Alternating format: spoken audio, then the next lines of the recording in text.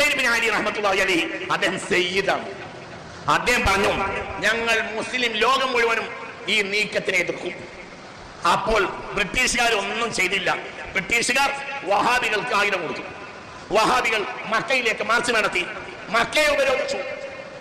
917 ശേഷം മക്കയിലെ രാജാവ് ബ്രിട്ടീഷിന്റെ ആയുധം, വലിയ പടക്കൂട്ടം, അമേരിക്കയുടെ ആയുധം പിടിച്ചു നിൽക്കാൻ മക്കയിലെ അഹ്ലു ബൈത്തിലെ രാജാവായ ശരീഫ് ഹുസൈൻ ബിൻ അലിക്ക് കഴിഞ്ഞില്ല.